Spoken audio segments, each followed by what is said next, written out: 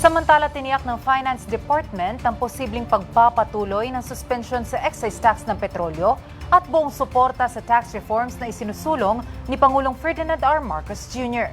Si Victor Leantino sa detalye. Patuloy na binabantayan ng Department of Finance ang paggalaw ng presyo ng langis sa world market. Nitong Hulyo 14 lang ay pumalo na sa mahigit $80 per barrel ang presyo ng Dubai crude oil.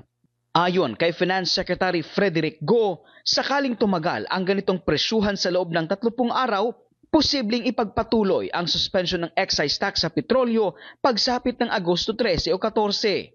I will definitely support, again, the suspension of excise taxes on LPG and kerosene, which was done in the first round of the Middle East war.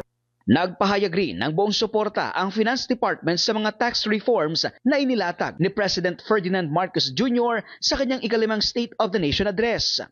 Kabilang narito ang pagtataas ng personal annual income tax exemption threshold mula 250,000 pesos patungong 350,000 pesos.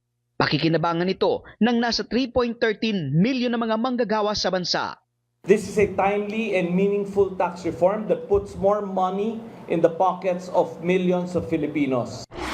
Malaking ginhawa rin ang naghihintay para sa mga maliliit na negosyante. Ipatutupad kasi ang one-time tax abatement program ng BIR para sa mga micro-taxpayers na hindi lalagpas sa 3 million pesos ang gross sales kada taon.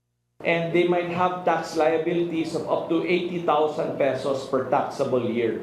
Ang mangyayari po dito, they may apply for the program up to December 31, 2026. And if they are accepted in the program, they only have to pay 5,000 pesos. And waive na yung mga tax liabilities nila. No? So this is a great way to help small businesses restart, reboot, and move forward. Tatanggalin na rin ng gobyerno ang minimum corporate income tax para sa mga micro and small enterprises. Tiniyak din ng Finance Department na tuloy-tuloy ang pagpapalawak ng VAT exemption sa mahigit 2,000 gamot para mas maging abot kaya ito sa bawat Pilipino. Para sa totoong balita sa Bagong Pilipinas, Victor Leantino ng IBC News para sa 13 sa tanghali ng Congress TV.